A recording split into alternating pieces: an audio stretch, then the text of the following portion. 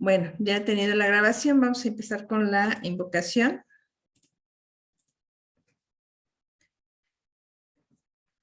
Ok. Oh poderes del amor, invocamos vuestra protección y bendición, sabiendo que solo el amor puede redimir al mundo. Invocamos vuestra protección y bendición para aquellos que se esfuerzan por serviros, para que sientan que vuestro amor los fortalece para el cumplimiento de su deber. Invocamos vuestra protección y bendición para aquellos que están soportando sufrimientos, para que sepan que vuestro amor los envuelve aún en medio de su angustia. Invocamos vuestra protección y bendición para aquellos que infligen sufrimientos, para que puedan volver a vuestro lado y serviros. Así sea. Tere, adelante. Muchas gracias. Gracias por el espacio. Voy a compartir la presentación.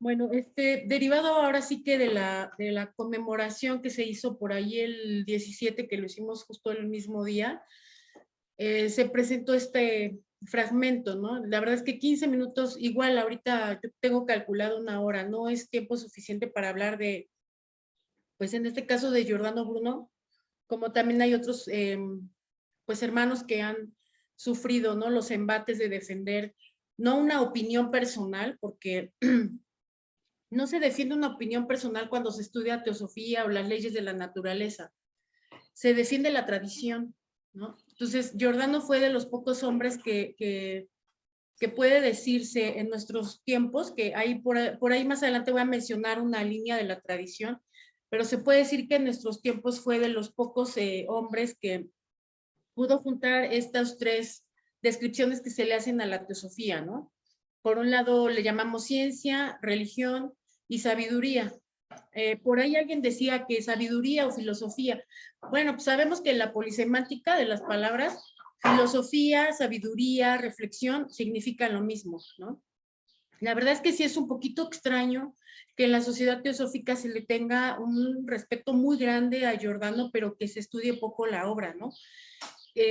Estudiamos mucho a Blavatsky y a lo mejor no tanto como debiéramos, pero sí deberíamos darnos el espacio para estudiar a otros que vienen de esa línea de tradición.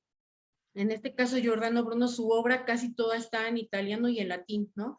Y entonces ahí volvemos a este mensaje de Blavatsky del estudio de las filosofías o religiones, pero en sus fuentes, ¿no? Esta necesidad que tenemos de estudiar los idiomas que ella nos sugiere en algunos artículos o algunos escritos que aparecen en Isis de Velada, por ejemplo, el mandarín, el griego, incluso el sánscrito, ¿no? Que son lenguas bien difíciles porque la mente occidental pues funciona a pedacitos, ¿no? Entonces, por un lado puede ser estudiante de teosofía, pero por otro lado en su ciencia pues no hace un clic. O sea, la ciencia como la conocemos ahora, que básicamente no es ciencia según la tradición oculta, está totalmente opuesta a la tradición, ¿no? Entonces es un reflejo de que en Occidente nuestras mentes están particionadas, ¿no? Nuestra mente es plural. Bueno, entonces mencionábamos esa ocasión que Bruno pues nació en Italia, ¿no? A comienzos, porque no se conoce exactamente el mes de su nacimiento, 1458. Eso es muy importante saberlo como dato histórico, pero para no detenernos tanto en ello, vamos a ir avanzando sobre la perspectiva de Giordano Bruno. ¿Por qué actualmente existe un departamento de investigación que se le llama de estudios brunianos en Barcelona y que también se dedica al estudio del italiano, ¿no? Y hacen congresos internacionales y publican los resultados de estos congresos. O sea, son filósofos que se ponen a estudiar esta filosofía científica. A mí me sorprendió mucho que haya estas materias así tan rigurosas porque sus tesis son muy interesantes También algunas están, o la mayoría están en italiano, y bueno, pues ahí tenemos como otro reto, ¿no? Bueno, después él, pues ya sabemos, fue un astrónomo, teólogo, incluso poeta, fue un libre pensador, crítico científico, ¿sí? O sea, fue muy crítico de las doctrinas cristianas de su tiempo. Criticó incluso los escritos de Aristóteles, ¿no? O sea, en lugares donde se le daba refugio y donde se le daba la voz para ser catedrático, de las clases que tenían nombre de Aristóteles propiamente, él se dedicaba a debatir a Aristóteles y a tirar muchas de sus premisas, ¿no? En 1575 recibe el título de doctor en teología y finalmente huye del convento en 1576. O sea, le duró poco el gusto, ¿no? Después de ordenarse. Y empieza ahí su peregrinaje, se va a Ginebra, deja la vida sacerdotal, después se va a Francia y empieza a producir y a escribir Clavis Magna, hay un tratado de ánima que explica él, que este es de Aristóteles, Las sombras de las ideas y el canto del Circe. Es interesante porque este congreso del que yo hablo, italiano, que recibe el nombre de, o el apellido de uno de sus más fieles seguidores de Bruno, que fue Aquilecia, de esta persona que ya falleció, descubre algunos escritos originales de Bruno y se dan a la tarea de traducir, ¿no? Escritos que estaban perdidos, porque de ahí de Francia él se va para Inglaterra y también produce, ¿no? De Umbris y de Aro, La cena de las cenizas, del universo infinito y los mundos, sobre la causa, el principio y el uno, los furores heroicos, ¿sí? En este último en el que describe el camino hacia Dios por medio de la sabiduría. Entonces vemos que él tuvo una obra que es teosófica, ¿no? Así como nosotros empezamos a estudiar de repente la deidad del cosmos y el hombre y todas estas premisas que aparecen en la doctrina secreta nos son presentadas, exactamente era la línea de la tradición que él traía y que él defendía. ¿Sí? Incluso, bueno, escribió textos de latín sobre cosmología, física, magia y mnemotecnia, ¿no? Sabemos que este método de la mnemotecnia, o sea, el aprenderse de memoria, el ejercitar la memoria, el poner el pensamiento al servicio de, va más allá de la repetición, ¿sí? Este método que arrastran desde la tradición de los Upanishad, que ya sabemos que Upanishad viene de estudiar bajo de, en estas concepciones lingüísticas del bajo, pero también como intentando levantarse, esa palabra de Upanishad o ese prefijo del ap que pasa al inglés, ¿no? Que nos da ese significado, ¿no? Como que lo podemos entender un poco mejor. Ellos todos en la tradición antigua enseñaban a los niños con el método de la mnemotecnia, ¿sí? O sea, se aprendían, repasaban y estudiaban lo complicado de la lengua, porque tenían sus pronunciaciones propias. Muchas de las letras ya no se pronuncian actualmente. Lo bello de estos idiomas, hemos comentado en otras participaciones, que es activar todos los sonidos de los que puede ser productor, las cavidades de la garganta, la lengua, el paladar, etcétera, ¿no? Y con eso también pues activar ciertas funciones de ciertas glándulas que están allí, ¿no? Entonces, por ejemplo, en el caso de los mayas que hacían mucho estos chasquidos, en donde retumbaban la lengua con la membrana de arriba, eso también pasaba en el sánscrito, ¿no? Entonces, este método de la mnemotecnia, que a lo mejor nosotros lo vemos como una repetición, pero en realidad es el aprendizaje de esta tradición desde la infancia. Básicamente, eh, los temas de Giordano están basados en el papel del alma del mundo. O sea, desde aquí ya vemos que hay términos que todavía nosotros utilizamos, estudiamos, porque Blavatsky viene de esa línea de tradición, ¿sí? Lo vamos a ver más adelantito en un mini esquema que por ahí presento, mini porque hay muchos que llenan esa tradición por cada una que existe. Pues nada más puse 5 o 6, ¿no? Entonces, el papel del alma del mundo en la mediación entre alma individual y divinidad, y la relación entre acción y contemplación. O sea, otra vez una reminiscencia de las 3 yogas, ¿no? La Jnana Yoga, que es la yoga de la sabiduría, ¿sí? La Bhakti Yoga, que es la yoga de la devoción, la Karma Yoga, o sea, si yo tengo devoción, pero además también tengo el conocimiento, voy a saber cómo actuar, esa es la Karma Yoga, y si juntamos estas 3, entonces yo podré practicar la Raja Yoga, ¿no? O la yoga de los reyes. Si ustedes ven, cada una de estas yogas corresponde con ciencia, filosofía y religión, ¿no? Entonces, Lograr esto no era tan sencillo. Bruno es uno de los herederos de la tradición que lo puede hacer, o en quien podemos estudiar filosofía, ciencia y religión a la vez, ¿no? ¿Cuáles eran las nociones científicas de Bruno? Y aquí ya entonces quienes tienen más familiaridad con estos textos de la edad del cosmos y el hombre que vienen de la doctrina secreta o principios y axiomas, ¿no? De estas leyes de la naturaleza, etcétera, pues van a estar más familiarizados. Entre estas nociones científicas están las mismas leyes físicas, estarían operando en todas partes, y afirmaba que el espacio y el tiempo eran infinitos. Creía en el atomismo y habló de movimiento relativo. Entonces vemos otra vez el arrastre de este término atomismo, que proviene de atman o indiviso, ¿no? Uno, que ya después sabemos que pasa al griego y pasa al latín como mónada. A veces nos hacemos un poquito nos revolvemos un poco entre tantos términos que utiliza Blavatsky, pero que básicamente nos refiere al mismo. Lo que pasa es que la tradición de los aryas o la tradición hindú, que no tiene que ver con la religión hindú, es un poco difícil de estudiar, ¿no? Para la mente occidental. Otra noción, la infinitud del espacio, el universo y el movimiento de los astros, tal como lo es Dios, puesto que es su reflejo. Aquí empezamos ya a tener un poquito revuelto el asunto de la ciencia oficial, o lo que llamamos ciencia actualmente, y lo que era la ciencia para estos iniciados que venían de esta tradición, ¿no? O sea, la infinitud del espacio, el universo, el movimiento de los astros, tal como lo es Dios, puesto que es su reflejo. Pero seguimos como que en abstracto pensando quizás solo que los astros sí tienen que ver con Dios, pero ya en nuestra pequeñez ya no tenemos que ver con Dios, ¿no? Entonces de repente la naturaleza puede crear cosas malévolas que te pueden matar, ¿no? Un día para otro, pues hubo por ahí un agente invisible que nos mató, ¿no? O sea, estamos ahí desconectados en cuanto a los principios teosóficos y la tradición con respecto de la ciencia que se hace actualmente, ¿no? O lo que llamamos ciencia. No sabemos todavía hasta este punto si realmente se le puede llamar ciencia en términos del ocultismo. ¿Sale? De otro más, afirmó que el universo era homogéneo.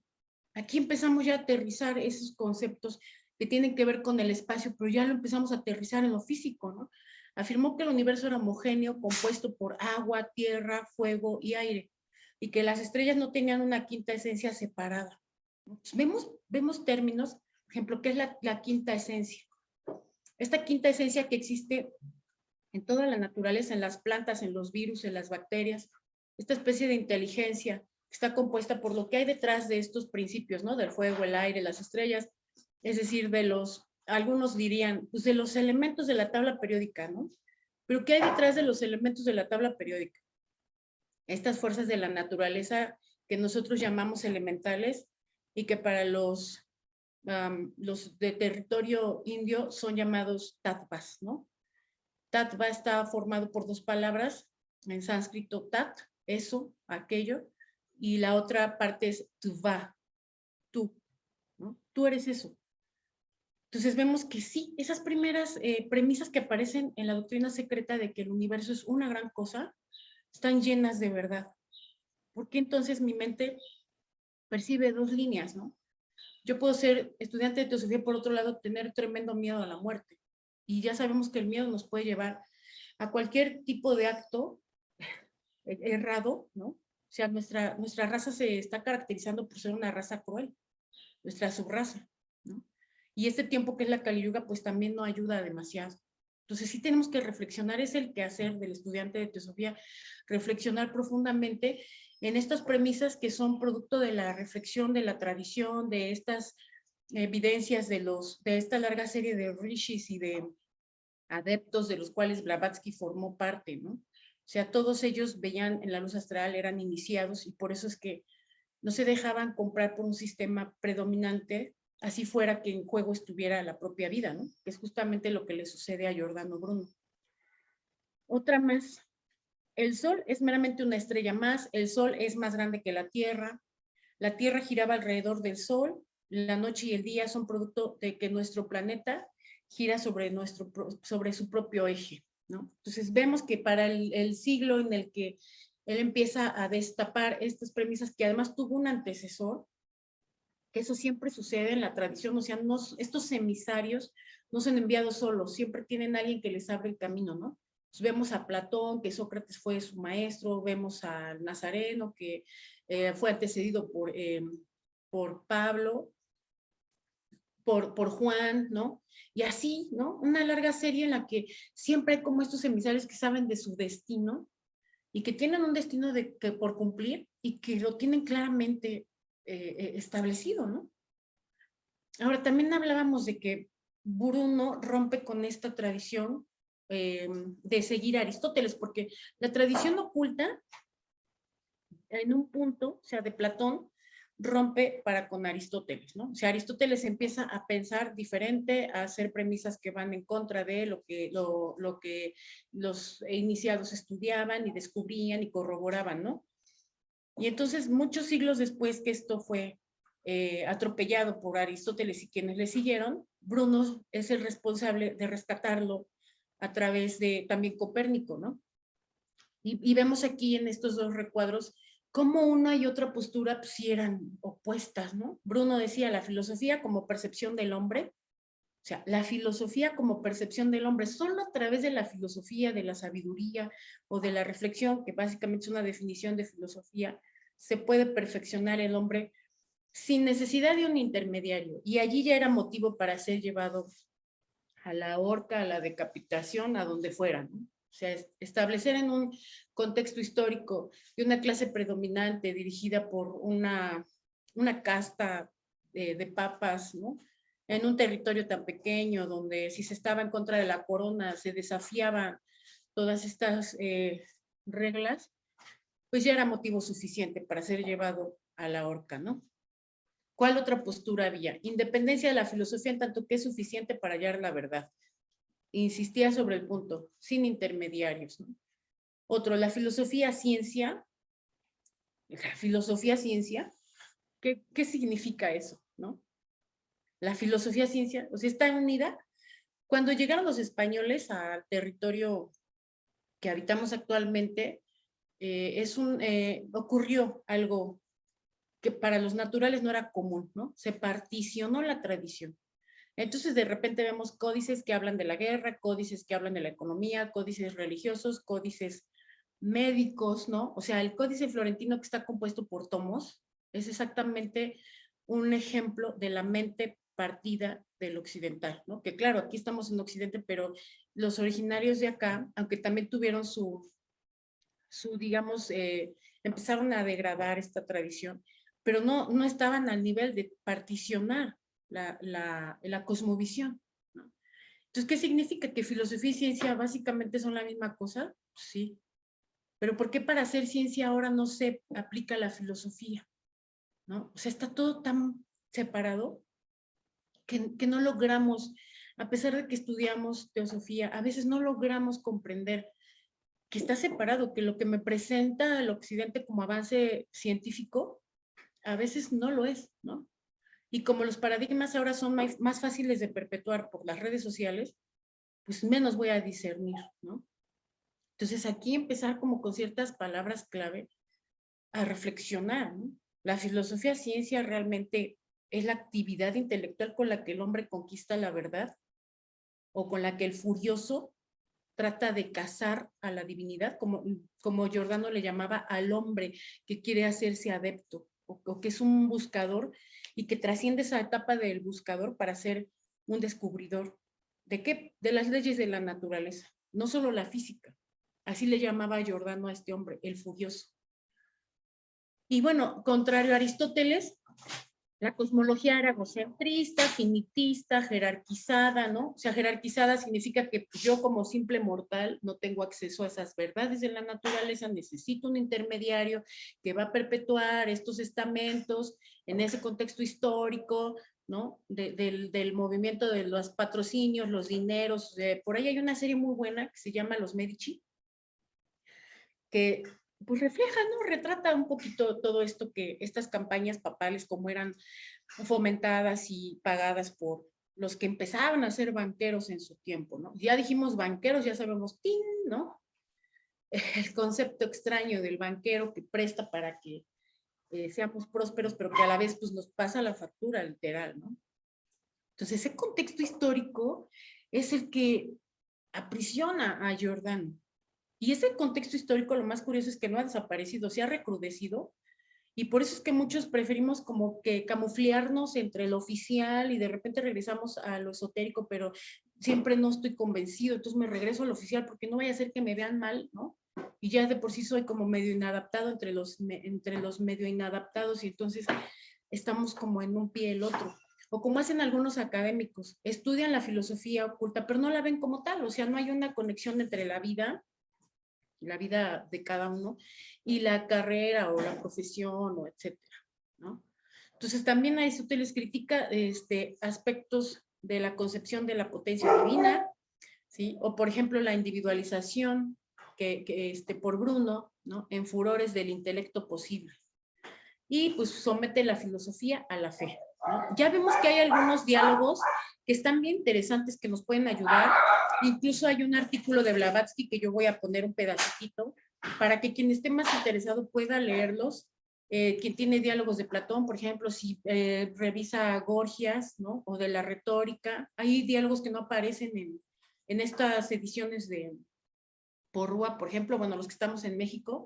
Hay otros que son con respecto a la ciencia como TTTs, que están muy buenos, son pesados porque son gruesos, pero están muy interesantes porque realmente el método que ellos tenían del debate nos hace reflexionar, nos hace discernir, ¿no? De repente uno se puede sentir que está ahí en el debate preguntando cómo funciona, ¿no? Y que hay alguien que da respuestas. Entonces, con respecto de esto, de estos dos puntos de vista, Bruno contra Aristóteles, ¿cómo veía Bruno entonces a la divinidad y a este hombre furioso? ¿Sí? Se explicaba a través de que el intelecto aplicado a la casa de la divina sabiduría alcanza el conocimiento, es decir, la visión de que la naturaleza infinita es sustancialmente una, que lo que él busca está en él, por lo que ve, conoce a Dios cuando es visto y casa o se une a Dios cuando es casado. Eso es un conocimiento de Dios en las cosas y en uno mismo que comporta una metamorfosis y una vida nueva para Acteón. Quienes conocen el mito o la leyenda tienen más sentido, ¿no? Esto. Una vida nueva para Acteón, vida nueva que es calificada de paraíso. El reino de Dios está en nosotros y la divinidad habita en nosotros por la fuerza del reformado intelecto y de la voluntad, ¿no? O sea, hay que tener disposición de ser reformados, disposición de ser transformados por la naturaleza misma. No tenemos un concepto de la divinidad antropomorfo, y si lo tenemos hay que cuestionarlo, ¿no? Porque entonces, ¿quién nos va a reformar? ¿Quién nos va a hacer llevados a esa metamorfosis? ¿Un Dios antropomorfo? ¿O las leyes de la naturaleza que optimizan a todas, absolutamente todas las criaturas, organismos, reinos de la naturaleza? Por lo tanto, ya empezamos a ver el asomo de ciertos falsos paradigmas que no corresponden a la tradición oculta.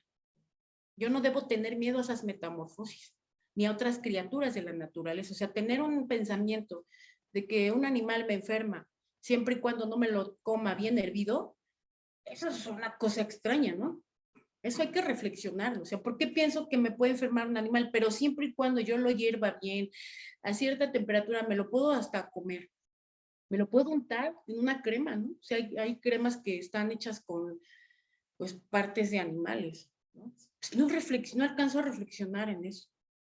Por eso que decimos, Giordano no defendió su punto de vista, Giordano defendió esta tradición, defendió la tradición de una larga serie de rishis, de videntes, ¿sí? Que se han encargado de alguna o de otra manera, aún en Kali Yuga y a pesar de estos ciclos, de transmitir esta tradición. Por eso es que él no se compra en el momento en que le sugieren que pudiera liberarse de este juicio, ¿no? O sea, fue apresado 8 años, desde 8 años antes de que él fuera llevado a la horca, ¿no? Entonces, a ser quemado, perdón. Entonces, ¿cómo es que un hombre tuvo fuertes convicciones? ¿Sí? ¿Cómo es que defendió? Pues porque no era solamente un punto de vista en el que podía retractarse y decir, bueno, creo que siempre ya no es así, ¿no? O sea, él sabía que traía un destino y que iba a dañar seriamente la tradición y a todos estos hombres que son enviados. Lo mismo le sucede a Sócrates en Fedono del Alma cuando se habla de este juicio, ¿no? Entonces decimos que ellos tienen claramente su destino. O Blavatsky misma, cuando tuvo que irse a Inglaterra después de tantas vicisitudes, porque de esta serie de conflictos en India, ¿no? O sea, no se retractó, ella dijo, yo voy a seguir con la causa, y se fue, finalmente llega a Inglaterra, y entonces forma esta nueva logia que recibe su nombre, ¿sí? Entonces, Bruno habla de esa unidad. No hay algo partido, no hay algo a qué temerle, ¿sí? En el texto sigue diciendo, eso es un conocimiento de Dios en las cosas y en uno mismo que comporta una metamorfosis y una vida nueva para Acteón, vida nueva que es calificada de paraíso. El reino de Dios está en nosotros y la divinidad habita en nosotros por la fuerza del reformado intelecto y de la voluntad. Claro, mayor ignorancia, mayores miedos. Eso está diciendo. A la fuerza del reformado intelecto y de la voluntad. En este estadio, el furioso filósofo sabio ha superado su estado anterior de laceración por la distancia con respecto a su objeto, porque la experiencia de Acteón le ha hecho ver a Diana desnuda. Podríamos decir que le ha quitado el velo a Isis. ¿Sí? Este pedacito es un fragmento de una tesis de uno de estos filósofos que participó en ese congreso, ¿no? Entonces, este hombre que escribió esto lee la tradición oculta, ¿no? O sea, propiamente Isis develada. ¿Cómo puede hacer una analogía con esta leyenda de Acteón y Diana que es descubierta en su desnudez y asemejarlo al velo de Isis, ¿no? Y a partir de ahora encuentra ante sí el océano de la sustancia infinita de la que él mismo es un modo y donde puede penetrar sin fin. Este proceso de la transubstanciación de este hombre que Bruno llamaba este furioso filósofo sabio, ¿no? Hay un proceso de metamorfosis. Ahora, ¿de qué habla el mito? Para pues, quienes no lo conocemos, y todavía hay mucho más que investigar, desde luego. Esta divinidad, ¿no? Artemisa, consagrada a la castidad, estaba bañándose desnuda en los bosques cercanos a la ciudad Beocia en Orcómeno, cuando Acteón la encontró casualmente. Se detuvo y se quedó mirándola, fascinado por su belleza enajenante. Como castigo, Artemisa lo transformó en un ciervo por la profanación de ver su desnudez y sus virginales misterios, y envió a los propios sabuesos de Acteón, 50, a que lo mataran. Estos lo hicieron pedazos y devoraron sus carnes para después buscar a su amo por el bosque, sollozando. Entonces encontraron al centauro Quirón, quien, para consolarlos, construyó una estatua de su difunto dueño.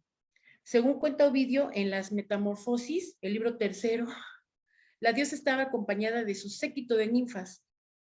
Hay varias versiones de este mismo relato. En otra versión de la leyenda, Acteón alardeó de ser mejor cazador que Artemisa, por lo que ésta lo transformó en un venado que fue devorado por sus propios perros de caza. Existen paralelismos entre la historia de Acteón y la ceguera de Tiresias, que perdió la vista como castigo por ver desnuda a Atenea, y entre Acteón y el mito caldeo y fenicio Ac y la diosa Anat. ¿Sí? Ahora, ¿qué dice? Un pedacito de lo que dicen las metamorfosis de Ovidio. El color que suelen tener las nubes cuando las hiere el sol de frente o la aurora revolada es el que tenía Diana al sentirse vista sin ropa. Aunque a su alrededor se apiñaba la multitud de sus compañeras, todavía se apartó ella a un lado. Volvió atrás la cabeza y, como hubiera querido tener a mano sus flechas, echó mano a lo que tenía, el agua. Regó con ella el rostro del hombre y, derramando sobre sus cabellos el líquido vengador, pronunció además estas palabras que anunciaban la inminente catástrofe. Ahora te está permitido contar que me has visto desnuda, si es que puedes contarlo, ¿no? Entonces, híjole, los que de repente hemos estudiado ocultismo sabemos que esto tiene una interpretación que va más allá, ¿no? O sea, intentar ser este hombre furioso, intentar ser osado y estudiar la tradición oculta tiene un precio, ¿sí? Que en este caso a Acteón le salió muy caro, ¿no? Entonces, ¿hasta dónde podemos levantar este velo de Isis? ¿Sí? La enseñanza está oculta, todos estos procesos humanos están ocultos en los panteones divinos, ¿no? Por ejemplo, de los griegos, que se van más allá, más atrás, en estos panteones de los hindús, ¿sí? Que también tienen sus divinidades, no totalmente antropomorfas como los griegos, que son divinidades híbridas, con una silueta antropomorfa, pero constituida por figuras de animales, ¿no? O flores de la naturaleza, etc. Entonces, tenemos ahí un hilo en la historia, en el contexto de la tradición, gracias a Blavatsky.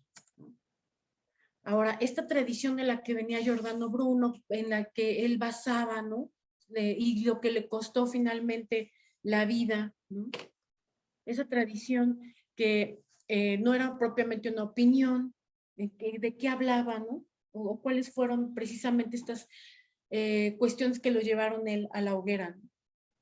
Tener opiniones en contra de la fe católica y hablar en contra de ella y sus ministros.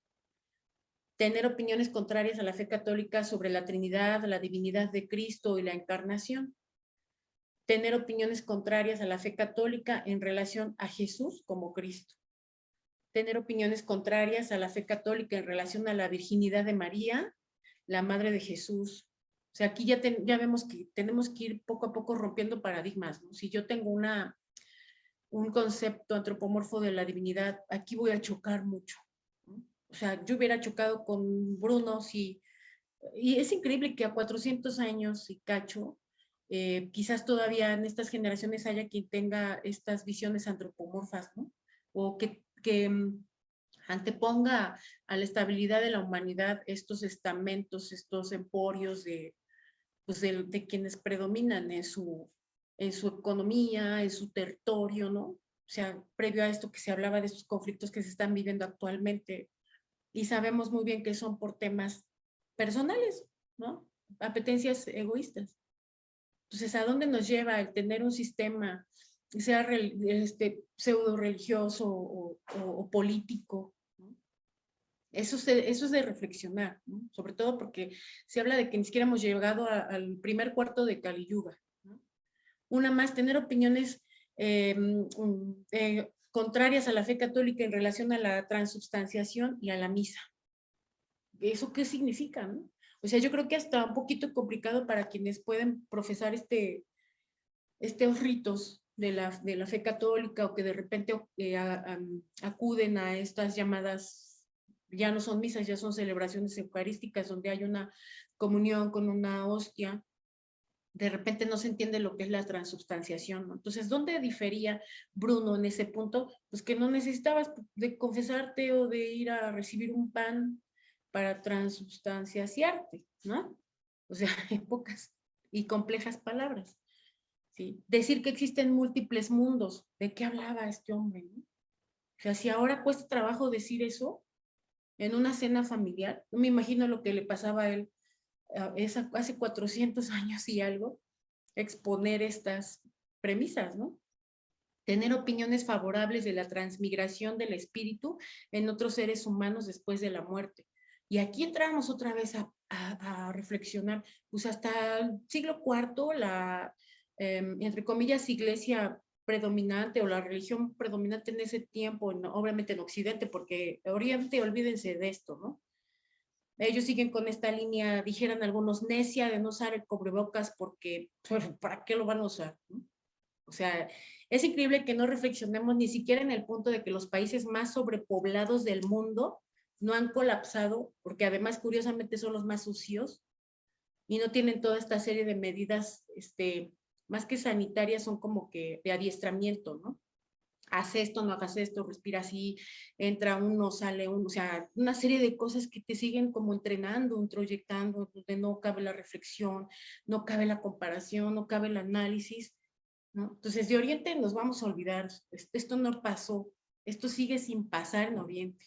O sea, todavía hay pueblos que ni siquiera saben ni quién caramba fue Gandhi, ni qué fue los ingleses, ni qué, o sea, ellos siguen en sus rollos de ser veganos por generaciones, muchísimas generaciones, ¿no? Aquí en Occidente sí puedes pensar que te vas a morir, que necesitas B12 y tienes trabajo de oficina, pero en Oriente ya sabemos que ellos hacen trabajos bien pesados, prácticamente son esclavos y sobreviven nada más de vegetales, ¿no? Una alimentación basada en plantas raíces que tienen tantísimos nutrientes, ¿no? Entonces son paradigmas solamente que tenemos que aprender como Occidente a romper, a reflexionarlos antes. De lo contrario, si no hay reflexión y este proceso de la filosofía, ciencia, como ya leíamos, pues no va a surgir nada, ¿no? Entonces también fue acusado, encima de todo, esta lista de brujería, ¿no? Porque pues, ¿quién puede sugerir tal cosa, no? O sea, hasta yo misma puedo estar en riesgo por ser tan atrevida de decir eso, ¿no? Empezamos a como a ser mal vistos entre los mal vistos, ¿no? Son cuestiones que en el tiempo que se decían, pues costaban eso, ¿no? Costaban ser encarcelado, costaban tener una vida como la de él, no me imagino cómo puede ser, una vida así de itinerante, desplazado, de repente protegido, de repente enjuiciado. ¿Y quién lo protegió? ¿Cómo fue que llegó a estos 8 años en que todavía no lo podían llevar a la hoguera? Pues seguro hay muchos acuerdos, ¿no? Gente quizás que todavía defendía esta tradición, ¿no? Y está muy interesante reflexionar en el contexto histórico de Giordano Bruno. Híjola, esto está interesante porque ya nos empieza a hablar de Copérnico, ¿no? Al poner la Tierra en movimiento, Copérnico no orienta su mirada hacia el futuro, sino hacia el pasado. Y se nos presenta como el restaurador de una cosmología antiquísima, sepultada en el olvido. Además de recoger los fragmentos, Copérnico habría intervenido en los mismos, puliéndolos y devolviéndoles el honor arrebatado. O sea, ¿cómo? ¿Qué no se supone que la teosofía la tenemos que actualizar? Si leemos los primeros capítulos de la clave de la teosofía, pues no, porque ese conocimiento nunca ha pasado de moda, ¿no? O sea, la doctrina secreta nunca va a pasar de moda. Y no tenemos que esperar a que un científico de la ciencia oficial o lo que pensamos que es la ciencia nos tenga que demostrar lo que es la teosofía, ¿no? Porque pues, eso es un pensamiento antifilosófico, como se lee en algunos extractos de este maravilloso libro que es una antología, Principios y Axiomas, ¿no? Que algunos tenemos híjola, no sé cómo llamarlo, el compromiso de poder estudiarlo, ¿sí? O sea, es poner en trabajo todos estos átomos que conforman el principio manásico, ¿no? Y que lo podemos estudiar gracias a toda esta larga serie de evidentes que han sacrificado sus propias vidas, ¿no? Pero ¿quién había vilipendiado la causa de la que formaban parte las piezas recuperadas? O sea, si Copérnico ve hacia el pasado, en vez de pensar en la modernidad, y ve hacia el pasado para rescatar estas premisas teosóficas, básicamente, ¿sí? ¿Por qué tuvo que hacer este rescate? ¿Quién había vilipendiado? ¿Cuál fue la causa de que tuvieran que recuperar estas piezas perdidas? ¿Sí? El desprecio procedía de la actitud a la que corresponde haber decidido la historia del pensamiento occidental, en la que sobresale nítidamente la figura de Aristóteles. Con el estagirita, para quienes los seguidores de Pitágoras eran simplemente los llamados pitagóricos, se pierden, según Bruno, las verdades cosmológicas, ontológica y teológica, ¿no? Esta es la postura de Giordano Bruno y más adelante puse la de Blavatsky. La errónea representación del universo, introducida por la común y vulgar filosofía, llegaba al final y retornaba a una nueva estación de lux, de acuerdo con la interpretación bruniana de la historia, concebida como alternancia vicisitudinal de los contrarios, periodos de luz, verdad y virtud, y tinieblas, error y juicio. O sea, los yugas, ¿no? Estos yugas que tanto platicamos en los estudios teosóficos. Y en ese punto Copérnico es introducido como un enviado de los dioses, como una aurora que debía preceder la salida de este sol de la antigua y verdadera filosofía, durante tantos siglos sepultada en las tenebrosas cavernas de la ciega, maligna, proterva y envidiosa ignorancia. Incapaz de comprender todo el significado del don recibido, Copérnico requiere de un intérprete, es decir, de Bruno, al igual que la tebana Manto, que veía pero no entendía, ¿no? Hay un recurso más que investigar. Precisaba que Tiresias, su padre ciego pero divino universal, capaz de captar en su significado profundo lo que la doncella no percibía en sus propias visiones, llevando mucho más lejos el legado recogido por el astrónomo, Bruno puede reconocer esos fragmentos en su sentido global y llamar así de nuevo el mundo a su antiguo rostro, según anunciaba la profecía de Hermes Trismegisto en el Asclepius.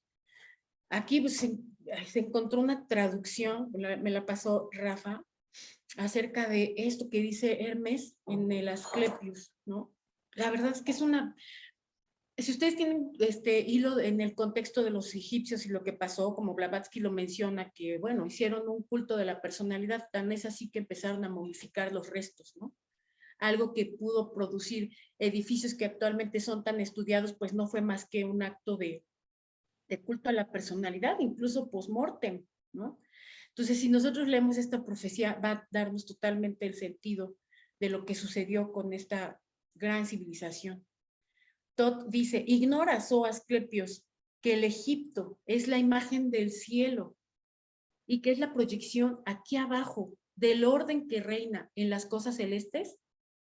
Sin embargo, es preciso que sepas, un tiempo vendrá en que parecerá que los egipcios observaron en vano el culto de los dioses con tanta piedad y que todas las invocaciones habrán sido estériles e inatendidas. La divinidad abandonará la tierra y retornará al cielo, abandonando a Egipto, su antigua morada. Entonces esta tierra santificada por tantas capillas y templos se verá cubierta de tumbas y de muertos. Esta tierra que fue la maestra espiritual de toda la humanidad, en donde los dioses se amaron con tanta devoción, que ellos la adoptaron como morada aquí en la tierra. Será la tierra que excederá a todas las otras en crueldad. Los muertos superarán a los vivos y los sobrevivientes serán conocidos como egipcios solo por su lenguaje, porque sus acciones serán como la de los hombres de cualquier otra raza. Oh Egipto, Egipto, no quedará de tu religión más que vagos relatos que la posteridad ya no creerá, y palabras grabadas sobre la piedra narrando tu piedad. Todas las voces sagradas serán silenciadas, la oscuridad será preferida ante la luz. Ninguna mirada se elevará al cielo. El puro será tratado como loco y el impuro será admirado como sabio. El conocimiento del alma inmortal será ridiculizado y negado.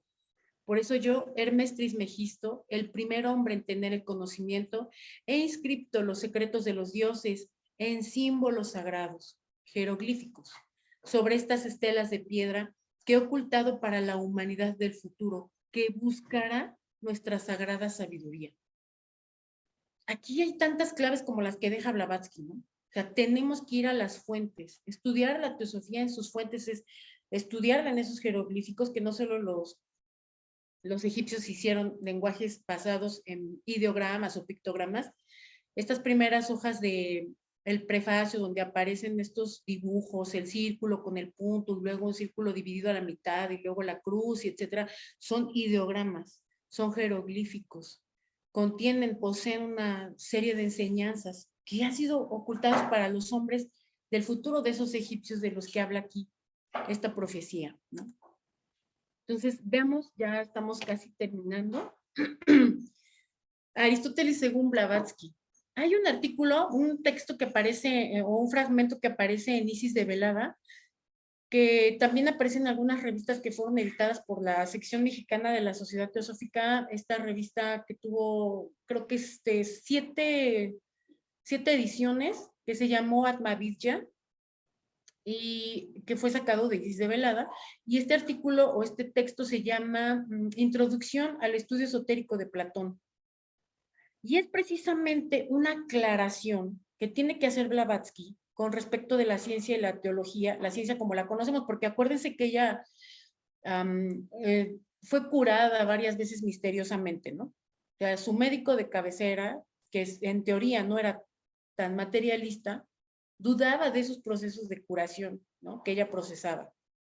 Entonces veía que la sociedad se aproximaba como a un abismo, ¿no? O sea, yo creo que en ningún estudiante que se precie de ser ocultista puede entender por qué la gente tiene tanto temor a alguna situación como la que vimos ahora de pandemia, ¿no? En este artículo ella empieza diciendo este primer rectángulo que, bueno, yo copié aquí, dice, entre estos dos titanes en conflicto, la ciencia y la teología, hay una muchedumbre extraviada, o sea, así tal cual está describiendo nuestra época, ¿no? Muchedumbre extraviada que pierde rápidamente la fe en la inmortalidad personal del hombre y en cualquier tipo de deidad, y que aceleradamente desciende al nivel de una mera existencia animal. Estas palabras de Blavatsky son muy fuertes, ¿no? O sea, somos una muchedumbre al estar presos del miedo, ¿no? O sea, nos refugiamos, cerramos las puertas. Ustedes no están para saberlo, pero durante la pandemia fue muy duro, yo creo que para todos, ¿no? Para muchos, pero algunos de los incluso estudiantes de teosofía de aquí del pueblo no abrían las puertas a otros estudiantes, a otros miembros de logia. Eso fue muy, muy triste y muy extraño, ¿no? Muy extraño. Entonces, la situación se puso muy cruda y desde luego nosotros nunca tuvimos ese miedo, ¿no? Ese temor, no así tan no así como para cerrarle la puerta en la cara a un hermano, ¿no?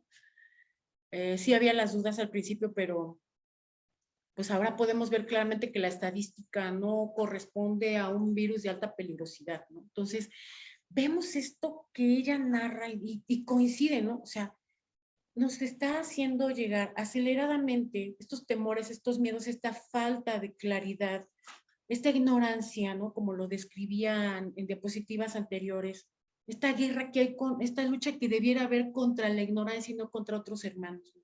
Que nos lleva a una existencia animal. La ignorancia es esta raíz que hay que cortar de tajo, ¿no?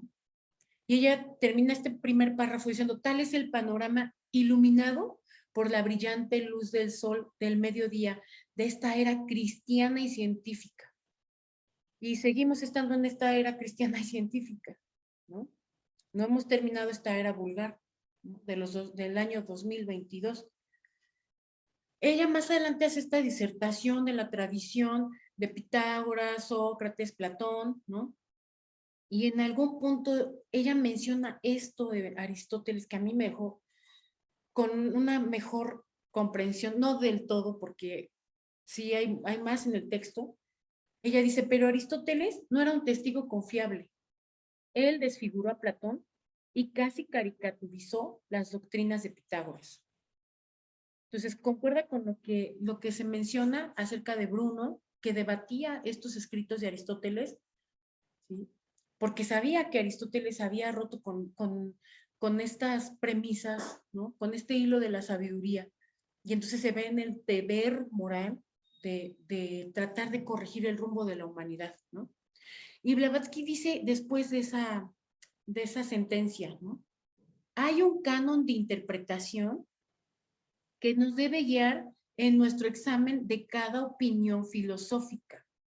¿Okay? Ustedes ya saben que hay 3 niveles que conforman a la sabiduría, ¿no?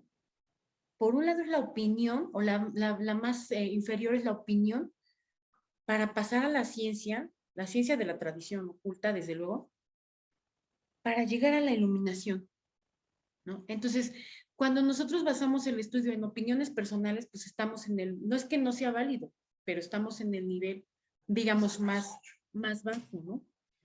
Entonces, tenemos que trascender ese punto de la opinión, ese nivel de la opinión, para ir al siguiente, que es la ciencia oculta, ¿sí? Y poder llegar o tener posibilidades de llegar al tercer nivel, que es la iluminación. ¿Sí? Entonces, ella por eso hace la aclaración, hay un canon de interpretación que nos debe guiar en nuestro examen de cada opinión filosófica. La mente humana ha sido compelida a concebir las mismas ideas fundamentales bajo la necesaria operación de sus mismas leyes. Sus mismas leyes, por siempre, para siempre y siempre, ¿no? Son esas mismas leyes. Y el corazón humano a acariciar los mismos sentimientos en todas las épocas, ¿no? En todas las épocas, la fraternidad va a ser la fraternidad. En todas las épocas, las leyes de la naturaleza van a ser las mismas que rijan, ¿sí? hay que leer ese artículo completo, ¿no? Hay que leer ese artículo completo para tener una mejor, un mejor concepto de lo que, a lo que ella se refiere, por qué Aristóteles ridiculiza estas premisas teosóficas, ¿no? Y ahí lo menciona con respecto de los números, la creación, lo que llamamos nosotros estancias, o lo que estudiamos como estancias de aquello cuando se manifiesta, ¿no? Eso y otras sugerencias que ella hace de lecturas que van a completar nuestra percepción, ¿no? Para poder tener un concepto de por qué Aristóteles rompe con esa tradición. Bueno, pues Giordano Bruno tenía, lógicamente, después de todo esto que se ha superficialmente platicado, tenía una enérgica declaración de principios. Es uno de los peldaños que se tiene que aprender a defender de la escala de oro que se le atribuye a Blavatsky, ¿sí? Entonces, esta enérgica declaración de principios que muchas veces nos hace falta, ¿no? Estamos a favor de la vida, pero usamos antibióticos, ¿no?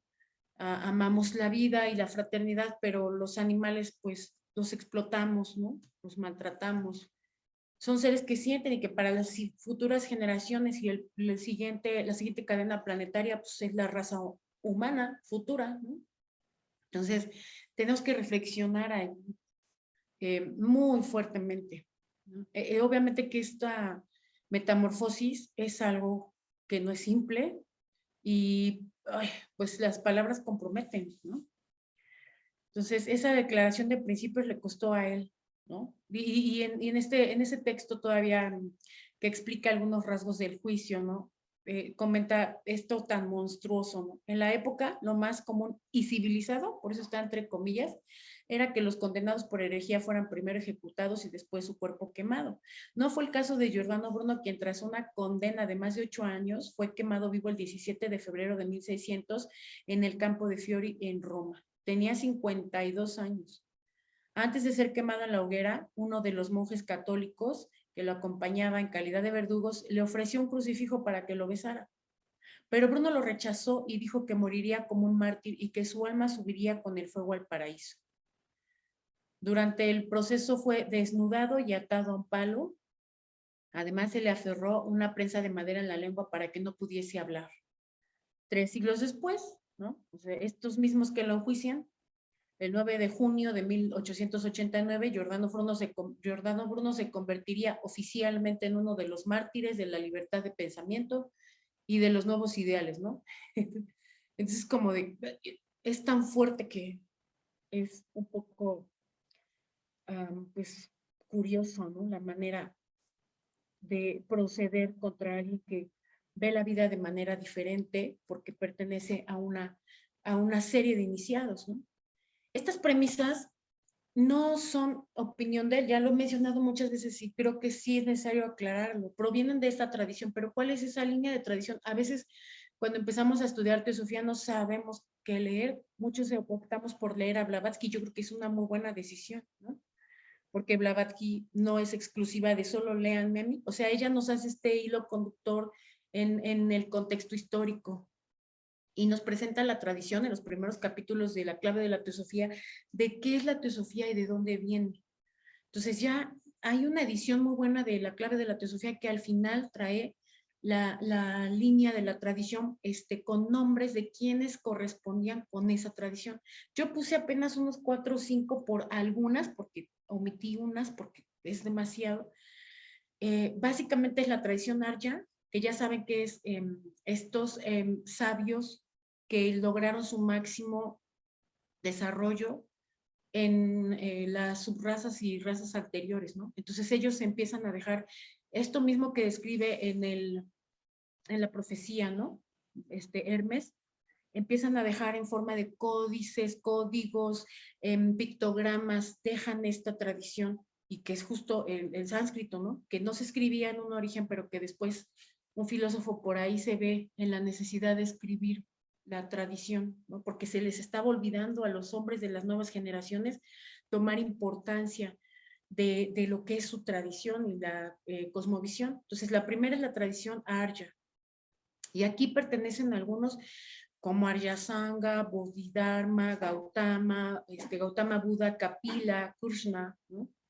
De ahí a la tradición cabalista, Hanok, el libro de los números caldeo, Moisés de Babilonia, Skinner.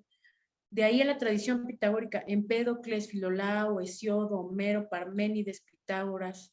No sé, aquí vamos tomando cuenta de cuántos he leído. Bueno, en mi caso yo dije, ¿cuántos he leído de estos? ¿No? Y dije, nada más tomé 5 por cada tradición.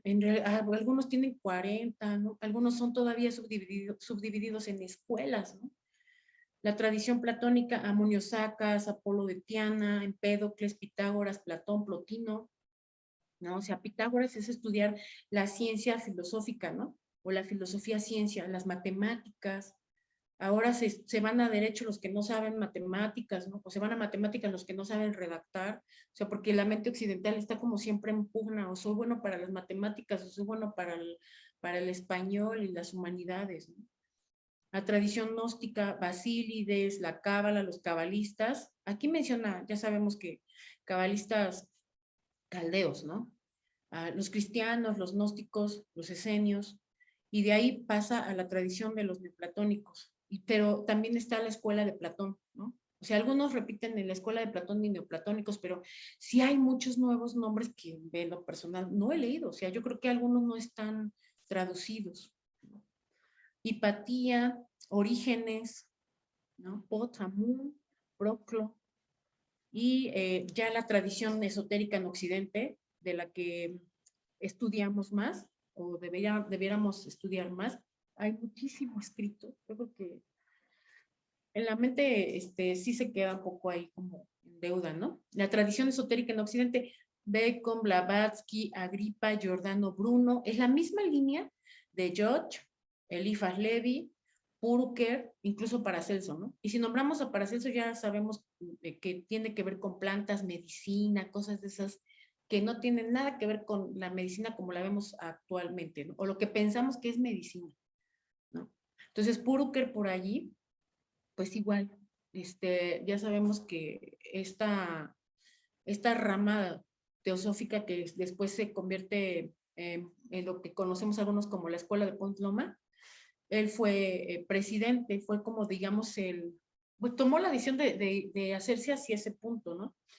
Pero fue quien se menciona que heredó de Blavatsky este asunto de la sección interna, ¿no? Hay por ahí algunas cuestiones interesantes, ¿no? Finalmente yo creo que pues sí hay mucho donde esta línea ayuda porque hay mucho donde nosotros podemos todavía consultar, buscar, encontrar, ¿no? Y empezar este proceso del aprendizaje de la línea esotérica de esta tradición, ¿no? Que a veces no, estamos como, yo creo, por intuición muchas veces. Es como una búsqueda muy interna que quizás no le sabemos poner eh, exactamente nombres o debatir, o a veces no sabemos cómo explicar la teosofía, pero de manera intuitiva lo sentimos como la vía, el camino, la forma que nos podemos nosotros seguir construyendo, ¿no? Como seres inacabados que somos. Entonces, pues ya nada más para terminar, la verdad es que sí es un tema que a mí me rebasó, nunca esperé que fuera tan vasto. Sí hay mucho todavía por aprender, y lo que me fue para mí una luz, una esperanza es que se sigue estudiando a Giordano Bruno, se sigue traduciendo, se sigue haciendo investigaciones y tesis con respecto de la obra que él dejó, ¿no? Pues para mí fue como una sorpresa muy agradable. Pues yo lo dejo hasta aquí, no sé si a lo mejor tenemos unos minutos para preguntas, ¿no? O para comentarios también de hermanos que están estudiando también estos temas y pues puedan aportarnos más. Muchas gracias, Leonor. Pues al contrario, muchas gracias, Tere. Muchas luces de lo que también acabo de escuchar. Pues, ante Marielena. Sí, pues muchas gracias, Tere. No sé si alguno de nuestros hermanos que están aquí quieran una opinión, una observación o una duda, con mucho gusto. Hay una pregunta en el chat, Mariel. Sí, dice que, hola, dice, he escuchado que se dice que Annie Besant fue una reencarnación de Giordano Bruno. ¿Por qué se dice esto? ¿Cómo saben que ella fue ella? Está bien interesante eso, porque yo hasta donde entiendo, hay algunos libros que hablan sobre este punto, ¿no? Y incluso creo que por ahí alguien en el chat compartió uno que habla de algunas encarnaciones pasadas de Annie Besant, ¿no? Yo hasta donde entiendo, como que es una autoproclamación, ¿no? De que tiene un hilo de una herencia de esto que llamamos escandas de Giordano para con ella, ¿no? Hasta ahí yo es que lo entiendo. La verdad es que no es que yo lo dude, ¿no? No lo pongo para nada en tela de juicio, pero creo que pues lo que realmente reencarna no es esa herencia de una personalidad, o sea, finalmente la personalidad se queda en la luz astral, ¿no? Ya saben ustedes que cada plano tiene sus subplanos y en estos subplanos del plano astral se van estos cultos a la personalidad, ¿no? Entonces, incluso, bueno, cuando hemos hablado de Blavatsky, también hemos aportado sobre esto que pues, no necesariamente tenemos que hacer un culto a la personalidad de ella, ¿no?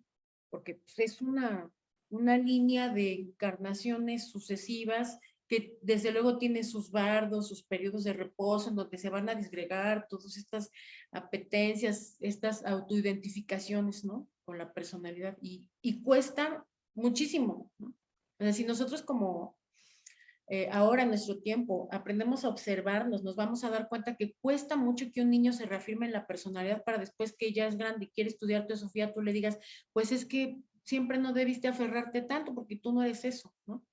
Entonces, si por ahí quieren estudiar estos libros de ella, no sé si estén en los que estén en el chat, y si no, pues manden su correo y por ahí yo recuerdo que alguien lo puso para que tengan una literatura donde comprobar esto, ¿no?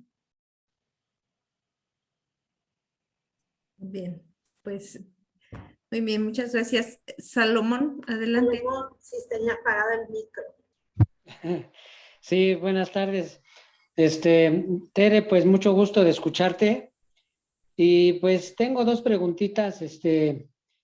Una sí está relacionada con el tema que nos diste y la otra no tanto. Bueno, lo que quiero preguntar es, ¿qué causó la separación de la ciencia con la filosofía? ¿Cuáles fueron los puntos más sobresalientes de este divorcio o de esta separación? Sí, mira, es una pregunta muy buena que nos hacemos muchos, ¿no? Lo cierto es que tiene que ver con la política, o sea, es el contexto histórico, ¿no? Sabemos que ¿cómo decirlo? Estas campañas que ahora nosotros traducimos como, o separamos ya ahorita ya más claramente, ¿no? La política de la ciencia, la investigación, incluso los fomentos para la investigación tienen que ver con la política, ¿no? Las tomas de decisiones siempre van en función de la bolsa de valores, ¿no? Pues antiguamente también existía esto, ¿sí? O sea, desgraciadamente ese punto estudiarlo es determinante porque aparentemente la historia la tenemos a pedacitos, ¿no? La historia siempre la han contado los ganadores, pero sabemos que hay una historia de los que fueron vencidos, que existe esta versión de ellos, ¿no? Entonces, estas campañas que se hacían por la corona y por el poder, ya sabemos que el poder se entiende, y todavía en nuestros días se entiende como la cantidad de territorio, ¿no? O sea, lo que está sucediendo actualmente no es más que un querer tener más territorio, porque territorio representa economía, ¿no? ¿Por qué? Porque no vas a conquistar un territorio que no produce nada. Cuando la corona española pensó en expandirse, a la reina le llegaron a ofrecer extender el territorio con una promesa de que se iba a recuperar esa inversión, ¿sí? Entonces ya tú desde ahí sabes por qué alguien llega a un lugar a conquistar, a matar, y la conquista, algunos no lo llaman ni conquista, le llaman síncope histórico, ¿no? ¿Por qué llegan a hacer todo esto? Pues para tener más control, ¿no? Territorio, pero un territorio fértil, un territorio que te reditúe. O sea, haber llegado a América no fue cualquier cosa, ¿no? Todos se llevaban, ¿no? Desgraciadamente parece hasta como una broma, pero las maderas más finas, por ejemplo, en el caso de Chiapas, las llevaba fácil con el cauce del río, ¿no? O sea, además todo era como tan fácil para ellos de transportarlo, porque la misma naturaleza cuando es tan proveedora se pone para que el hombre lo tome. El problema es que no lo tomamos con la dignidad, con el respeto que se merece, ¿no?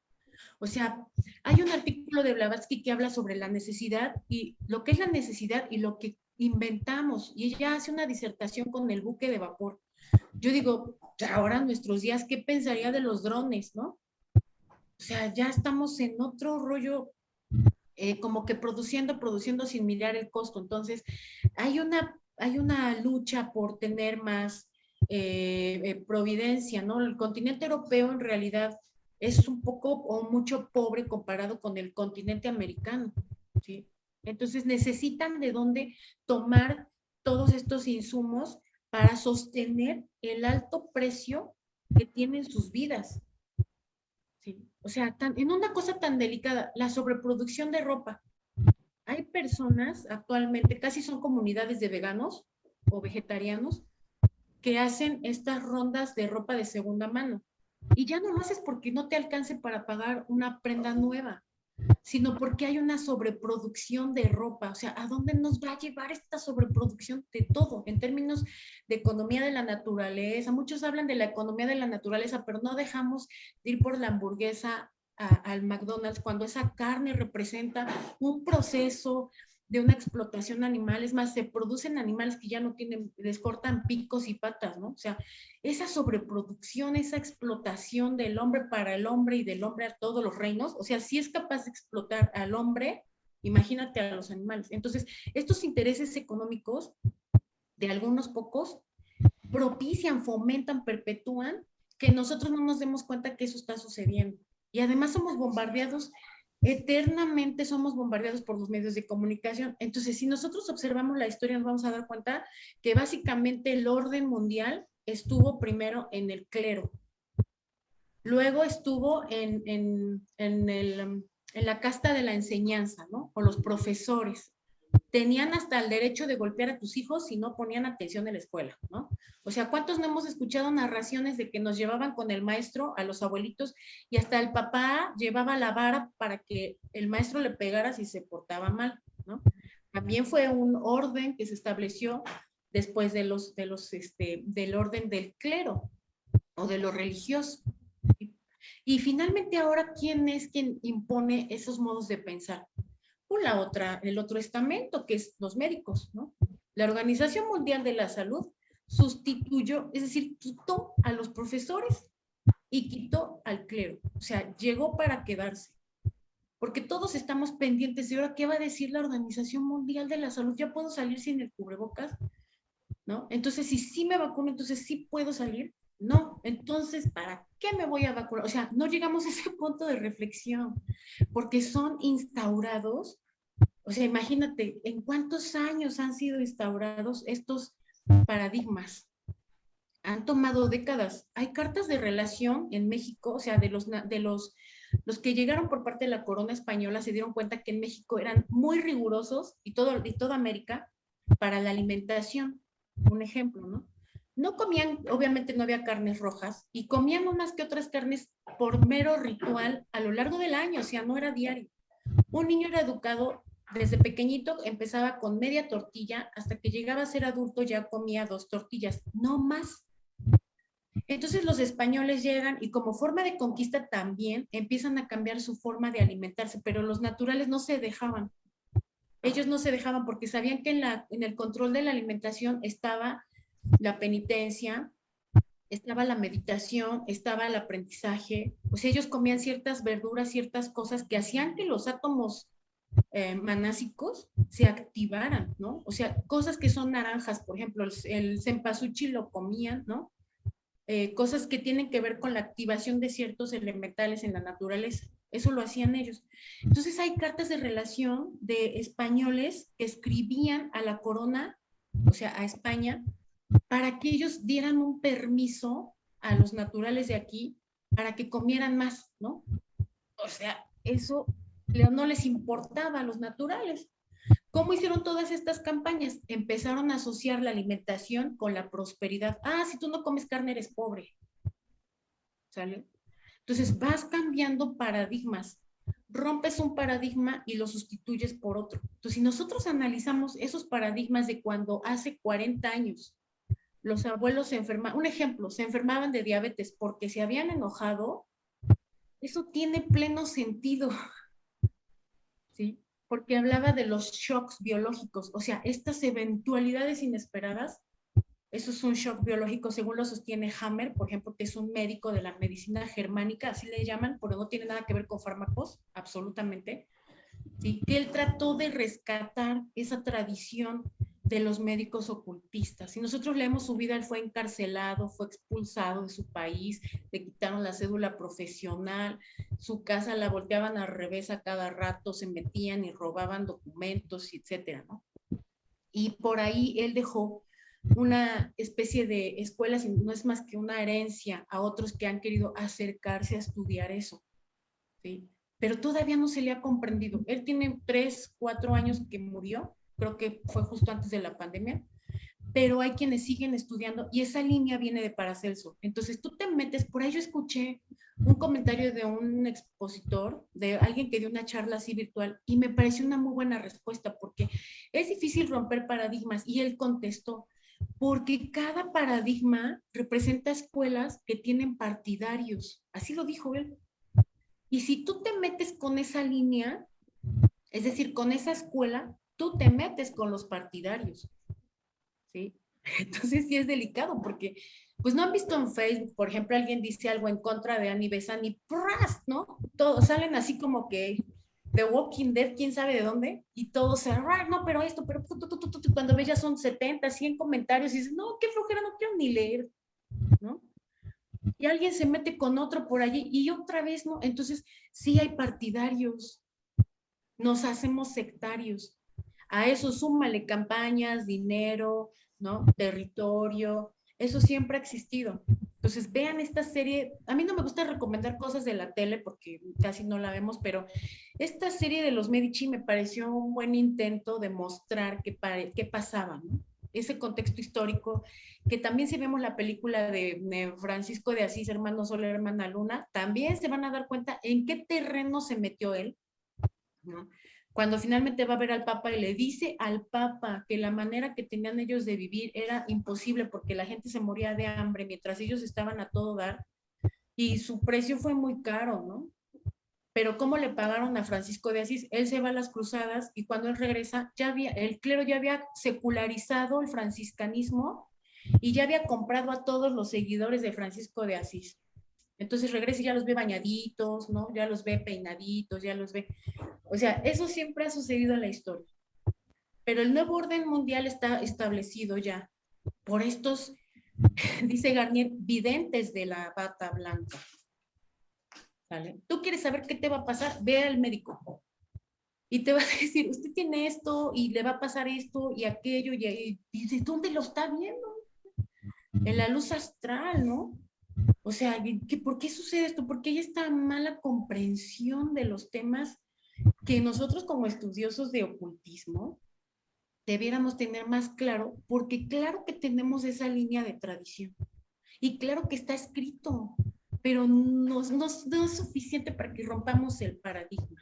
La pregunta es muy buena y tiene una respuesta, y es supremacía, ¿no? La explotación del hombre por el hombre. Así, Sí, en chiquito. muy amable. Gracias, Salomón. Chance, hasta el final te hago la otra. Ok. Como quieras tú, si quieres de una vez. Ah, bueno, si se puede. Pues una vez a Salomón. Ya échala, Salomón. Bueno, he escuchado mucho el respeto que debemos tener por los animales y por el reino vegetal también. Y mi pregunta va así,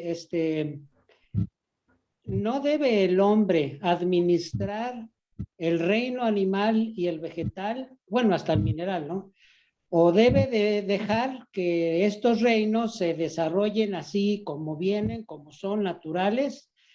porque, por ejemplo, si el ser humano no controla las plagas, por decir algo, entonces, pues entonces las plagas invadirían el alimento del ser humano, ¿no? Y también del animal.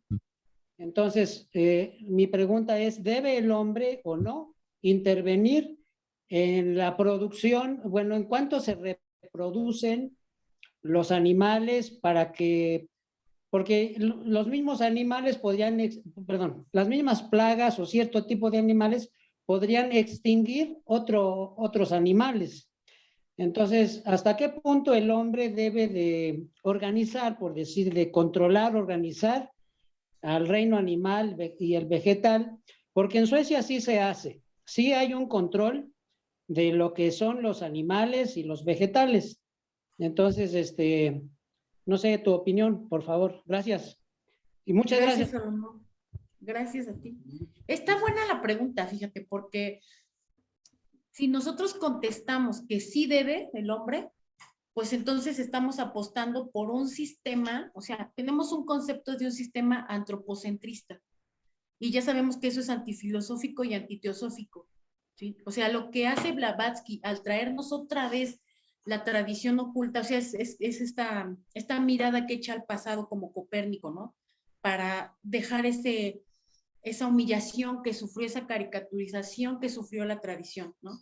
Entonces, no podemos nosotros apostar por un sistema antropocentrista porque ya vimos a dónde nos ha traído. O sea, esto que estamos viviendo es el resultado de esa forma de vivir donde se pone al hombre en el centro, como gobernador, como administrador, como que se las sabe todas y de cómo poner en orden a todos los reinos, ¿sí? Entonces es antifilosófico porque en la naturaleza no hay uno por encima del otro. Y justamente pasan estas plagas porque son necesarias en la naturaleza, ¿no? A veces son necesarias porque el mismo hombre rompe el equilibrio, ¿sí? Entonces, ¿qué sucede? Tú vas a un lugar de viveros y tú ves todas las plantas parejitas, formaditas, preciosas, pero no ves abejas. ¿Por qué?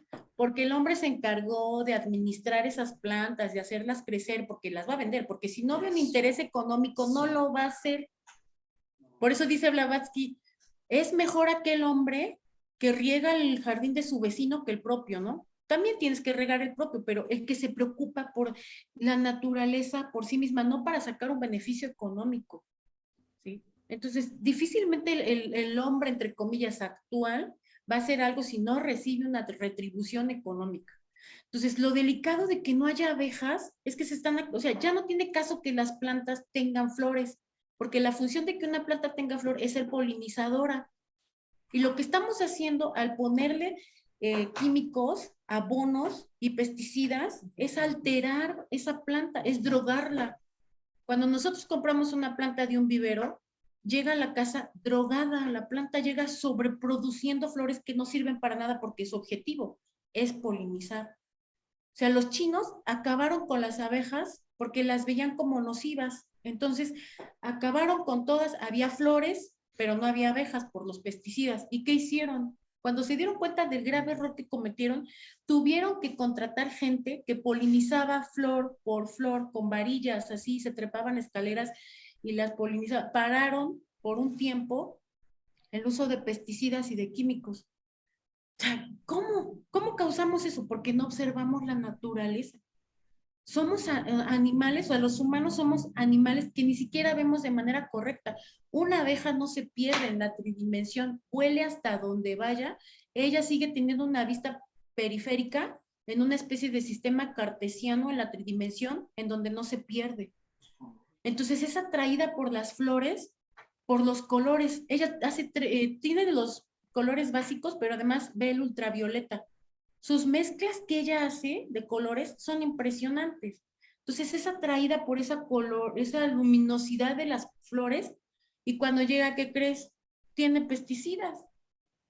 Entonces es increíble que el hombre piense y que sigamos pensando que nosotros tenemos que ordenarlo todo, porque ¿quién nos dijo que nosotros lo tenemos que hacer? Entonces, cuando estudiamos teosofía, Blavatsky dice que la teosofía pone al hombre justo en su lugar como uno de los reinos, ¿no?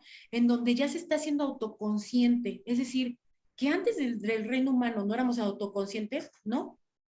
Y después del reino humano, ¿qué vamos a hacer? ¿Supraconscientes? Sí. Entonces eso te hace entrar en un concepto de que en la etapa humana estamos como en una época de oscurantismo, como en un túnel negro en el que pueda que se salve, ¿no? Y te vas a rascar con tus propias uñas. Y ya ni siquiera lo toques de la mano porque te puede pasar un virus, ¿no? Entonces yo pienso que, porque si es una opinión, pienso que en algún momento tenemos que atravesar este túnel oscuro para llegar al siguiente reino, y para eso son enviados estos hermanos, ¿no? Estos héroes, ¿no? Ya sabemos este mito, esta epopeya, que el héroe de la epopeya sabe que va a fracasar. O sea, ¿en verdad seguimos pensando que el Nazareno no sabía lo que venía? ¿Pensamos que Giordano Bruno no tuvo una visión de lo que podía pasar? Y sin embargo lo asumieron y vinieron porque saben que estamos con una venda en los ojos dando palo de ciego. Entonces alguien en Kali Yuga nos tiene que ayudar. Y son esos hombres fuego, ¿no? O sea, la manera en como Bruno lo describe, el hombre fuego, qué bárbaro. Por eso la Biblia dice, a los tibios los vomitaré.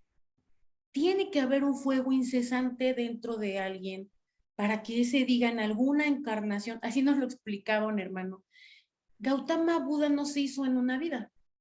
En una encarnación tuvo que hacer un voto. Lo voy a hacer. Cada vez que nosotros hablamos de fraternidad, estamos haciendo un voto por construir una mejor humanidad. No un mejor reino animal ni vegetal, porque ellos no necesitan que nadie los ponga en orden. Quienes necesitamos ponernos en orden somos este reino. Y analizarlo así. Antes del reino humano no pasa. Un animal nunca va a vender piernas de pollo para sacar una lana, ¿no? O sea, no lo va a hacer. Y alguien que está después de este reino humano, tampoco, ¿sí? Entonces, es salir de este periodo de oscuridad que nos está llevando mucho, mucho, mucho tiempo. Gracias, Salomón. Gusto escucharte, Tere, gracias. Saludos a Rafa y a tus hijas. Gracias. Igual. Gracias, Tere. Pues mire, hay muchos mensajes de felicitación de Conchita, bueno, Lidet envió su correo electrónico, su email. Creo que es para la relación de los libros, ¿verdad? Sí. Diana, también agradeciéndote, Edwin, también, con mucha admiración hacia ti, por el contenido de la plática, de Lucy también, y Lorelei también, María Alma, felicidades, excelente ponencia. Te dejo el correo, también mandó ayer el correo. Ok. Bueno, Lorelei también te vuelve a decir muchas gracias. Julián, muchas gracias. Y Lidet, nuevamente excelente exposición. Gracias, Tere. Está Ernesto Vladimir, si quieres hacer tu pregunta, por favor. Sí, muchas gracias. Muy interesante tema. El 17 de febrero tiene muchas acotaciones, como bien dijiste, como en el campo de la Rosa, que fue el día en que encendieron la hoguera contra este gran mártir, Giordano Bruno, que él dijo proféticamente que lo podían quemar, pero que en el futuro iba a haber muchas estatuas de él en las ciudades libres, de libres pensadores. También tiene que ver mucho que el 17 de febrero fue el desencarnamiento de Henry Stilolco, y ya van dos importantes pilares en este sentido. Y también el de Krishnamurti, que también fue el 17 de febrero, qué casualidad. Y por último, también se dice que el 17 de febrero es el nacimiento de Charles Westerling Bitter, que era un gran amigo, compañero de Annie Besant en todo lo que pasó después en el proceso de ellos. Y por eso se escogió esta fecha, bueno, además de muchas casualidades, ¿no? Que Annie Besant dicen que era en otra vida, bueno, la reencarnación de Bruno, etcétera, y estos personajes. No, gracias, Tere, estuvo muy interesante. No, hombre, a ustedes muchas gracias por la oportunidad y pues estudiamos juntos, ¿no? La realidad es la belleza del estudio teosófico, estudiamos juntos. Eso es una riqueza porque nos estamos ayudando unos a otros a salir de este túnel. Y todo esto se platica porque es una charla así entre hermanos para reflexionarlo, para llegar a un punto que realmente sea congruente con ser teósofo, ¿no? O sea, desde luego que todavía no podemos hablar de ser teósofos, pero es nuestra máxima aspiración, ¿no? Como tú pones el ejemplo de estos hermanos que fueron martirizados, el 17 está, si nosotros sumamos el 7 y el 1, es el número 8 y está relacionado con las pruebas y el dolor. Por numerología, Ese número nos dice mucho, ¿no? Entonces, el que nace sabe qué fecha va a nacer y sabe que corre el riesgo de ser, pues, crucificado, quemado, enjuiciado, ¿no? Pero lo asume, lo asume. Entonces, eso nos deja una gran lección para la vida cotidiana donde tenemos que aprender a ser congruentes y qué hacemos con lo que estudiamos, ¿no? Entonces, muchas gracias a todos por darme este chance de hacer uso de la palabra. Gracias. Gracias, Leonor. Sí, No, muchas pues, gracias, Tere. Muchas gracias. Bueno, María del Carmen también te manda un excelente, te dice que una excelente ponencia y también envía el correo, Gmail. Alberto, también gracias por la exposición, Tere. Muchas gracias. Sí, pues ya terminamos el mes de febrero, Leonor, con toda esta trayectoria de la Sociedad Teosófica, que creo que fue excelente toda esta temática del día de Haya, que cada sábado estuvimos celebrando. Sí, así es. Creo que pues este año lo organizamos un poquito mejor. Esperemos mejorar día a día, ¿no? En esta dinámica, y pues obviamente la participación de todos es importante. Realmente, como bien dices, es una asociación, es una sociedad teosófica y todos, o sea, somos un granito que tenemos que estar ahí presentes, ¿no? Y bueno, pues yo la verdad, Tere, aprendí, contigo siempre he aprendido mucho. Sí. Gracias. Nos reflexiona mucho, Tere. Y creo, sí, Tere, que si te vamos a invitar a que des no sé cómo lo veas tú, si se puede hacer con un conversatorio donde se vea lo de la tradición, ¿dónde se cortó esa tradición? ¿Te parece bien? Claro, sí, sí. ¿Cómo no sé, sí, cómo podrías tú considerar la plática? No sé si luego lo platicamos, pero creo que sí, esa parte de dónde se cortó la tradición, para seguir también con esta parte de la reflexión de cómo un estudiante de ocultismo debería, no sé hasta dónde debería o hasta dónde podría hacerlo, el discernir sobre lo que te dicen y sobre lo que haces, a partir de la tradición, del conocimiento. Claro, sí, sí, sí, pues Blavatsky deja mucho, ¿no? Un poco está en este artículo que también alguien preguntó, creo que fue Guillermo, ¿dónde aparece? Originalmente está en Isis de Velada y se llama Introducción al estudio esotérico de Platón, y después lo toman de ahí y lo reeditan en una de las revistas Atmavid, ya no recuerdo si es la 2, ahí está. No es muy grande, la verdad, pero es bastante fuerte porque tiene muchas referencias, ya sabemos la forma de escribir de Blavatsky, y nos lleva a un diálogo al otro, lo que es la retórica, lo que era la ciencia, lo que era la medicina para tétetes, etcétera, ¿no? Entonces, en un conversatorio podríamos hablar sobre ese artículo de Blavatsky y tomar algunas premisas ahí que aparecen, ¿no? Porque sí está muy interesante, la verdad. Ok, ¿nos podrías repetir dónde podemos encontrar ese artículo, Tere? Sí, en Isis de Velada. Los Isis que de tienen, Velada. sí, Isis de Velada, los que no tienen las revistas, porque en las revistas que aparecen son estas que editó la sección mexicana de la Sociedad Teosófica que se llamaron Atma Vidya, que hizo 7 revistas muy buenas, la verdad es que están muy buenas. Tienen ahí algunos detalles, ¿no?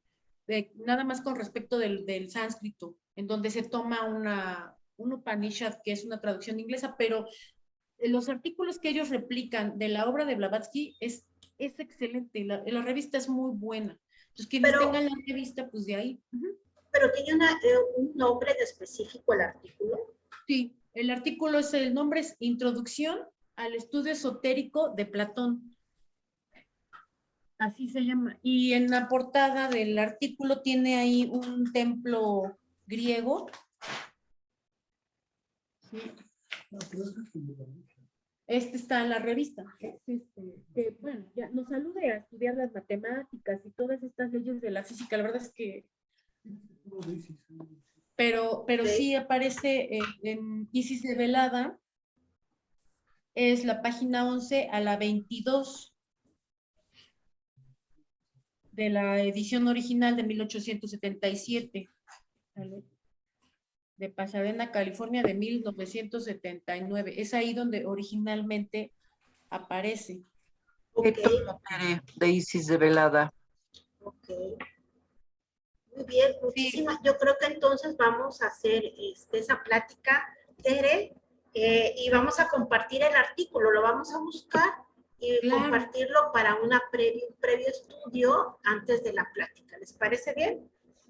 Estaría Que excelente. cada uno de nosotros, o los que Sí. estemos interesados, lo estudiamos previamente para venir ya con un mayor conocimiento y poder hacer preguntas o hacer comentarios mucho más significativos para enriquecernos más.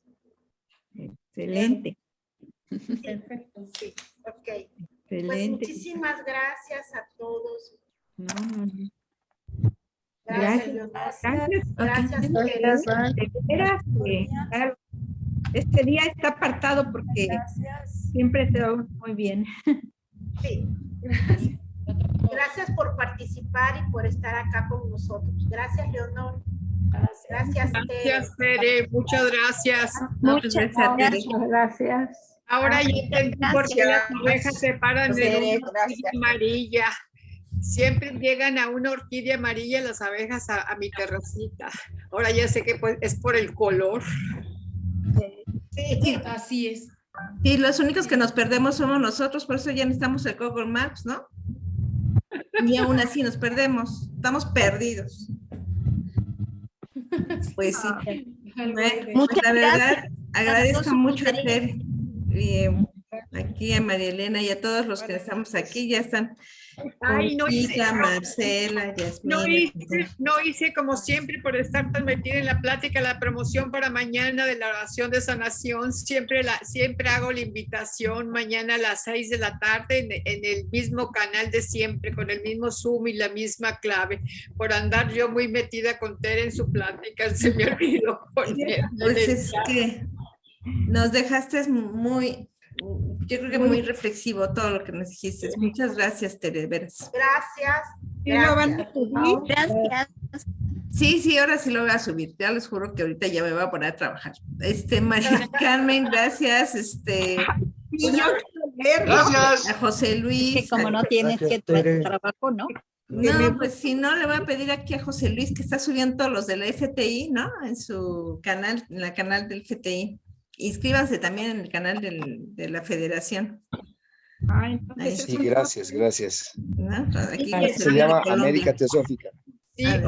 oye, José Luis, y están haciendo muy buena promoción en las redes sociales, es porque aparecen todos los eventos de los diferentes países, ¿sí?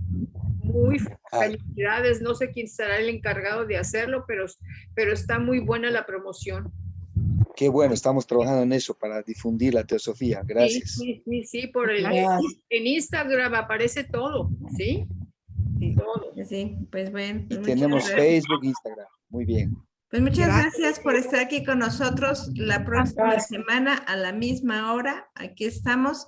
E inscríbanse a la Sociedad Teosófica en su país de preferencia, bien, por claro favor. que sí. Gracias. Y sobre Gracias. todo Gracias, nuestro país. Marcela, por estar. Oscar, muchas gracias. Ricardo, Juliana, Hasta luego, Conchita, Rubí, Conchita. Oscar. Gracias a todos, Celia. Muchas gracias, Leonor. Muchas gracias. Conchita. Ay, sí, abrazos. Abrazos, Bueno, hermanos. Loretín, pues muchas gracias a todos aquí, a Rubí. Un Gracias. buen fin de semana. Hasta luego. Y también aquí a Rubí, ya también tenemos los Hasta luego. correos. Gracias, gracias.